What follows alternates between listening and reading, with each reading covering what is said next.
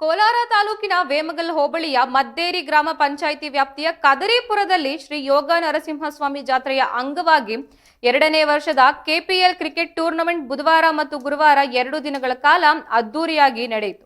ಈ ಕಾರ್ಯಕ್ರಮವನ್ನು ಸಿಟಿ ಹೊಸೂರು ಮುರಳಿಗೌಡ ಅವರ ಪ್ರಾಯೋಜಕತ್ವದಲ್ಲಿ ಆಯೋಜಿಸಲಾಗಿದ್ದು, ಸಮಾಜ ಸೇವಕ ಪ್ರೀತಿ ಹೊಸೂರು ಮುರಳಿಗೌಡ ಅವರು ದೇವರ ದರ್ಶನ ಪಡೆದ ಬಳಿಕ ಮಾತನಾಡಿ, ಗ್ರಾಮೀಣ ಭಾಗದ ಯುವಕರು ಕ್ರೀಡೆಯಲ್ಲಿ ಹೆಚ್ಚು ತೊಡಗಿಸಿಕೊಳ್ಳಬೇಕು ಮತ್ತು ಮಾನಸಿಕ ಹಾಗೂ ದೈಹಿಕವಾಗಿ ಸದೃಢರಾಗಬೇಕು ಎಂದು ಕರೆ ನೀಡಿದ್ದಾರೆ.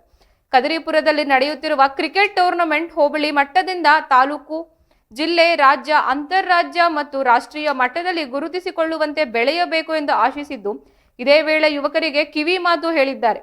ಕಾನೂನು ಬಾಹಿರ ಚಟುವಟಿಕೆಗಳಾದ ಜೂಜಾಟದಲ್ಲಿ ಭಾಗವಹಿಸುವುದನ್ನು ತಪ್ಪಿಸಬೇಕು. ಅದರ ಬದಲು ಅಂತಾರಾಷ್ಟ್ರೀಯ ಮಟ್ಟದಲ್ಲಿ ವಾಲಿಬಾಲ್, ಕ್ರಿಕೆಟ್, ಕಬಡ್ಡಿ, ಖೋ-ಖೋ ಮುಂತಾದ ಕ್ರೀಡೆಗಳಲ್ಲಿ ಭಾಗವಹಿಸಿ ಗೆಲುವಿನ ಹಾದಿಯಲ್ಲಿ ಸಾಗುವಂತೆ ಕರೆ ನೀಡಿದ್ದಾರೆ.